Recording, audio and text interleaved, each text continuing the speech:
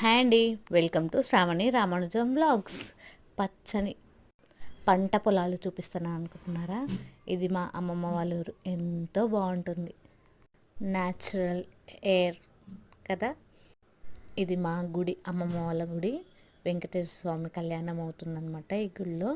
Ugadi next day రోజు చాలా అంటే చాలా బాగుంటుంది.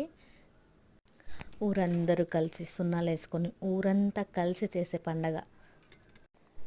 సిటీ లైఫ్ అంటారా, టికెట్ తీసుకొని కళ్యాణంలో కూర్చుంటే సరిపోతుంది. కానీ ఇది అలా కాదు, అందరూ కలిసి మెలిసి ఉంటేనే కళ్యాణం మొత్తం పూర్తవుతుంది.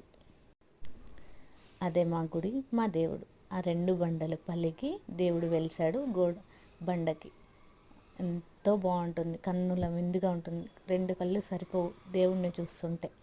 వెలిసిన దేవుడు, ఇంకోటి ప్రతిష్ఠించిన దేవుడు. చాలా అంటే చాలా బాగుంటుంది.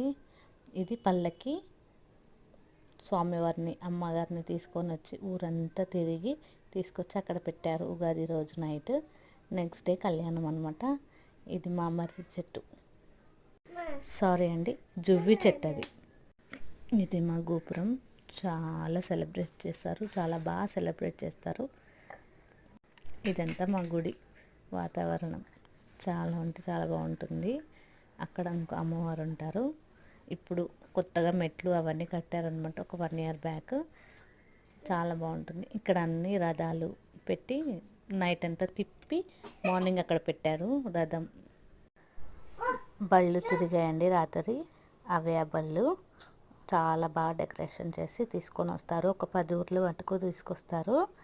ఇవన్నీ చూడండి. ఇంకా లాంగ్ వీడియో, కళ్యాణం వీడియో కూడా పెట్టాను, దీంట్లో ట్యాగ్ చేసి పెడతాను, చూడండి అందరూ. మరిన్ని ఇలాంటి వీడియోస్ కోసం like, share and subscribe Sravani Ramanujam vlogs. ఖచ్చితంగా చెక్ చేయండి, లాంగ్ వీడియో కూడా పెడతాను. ఓకే.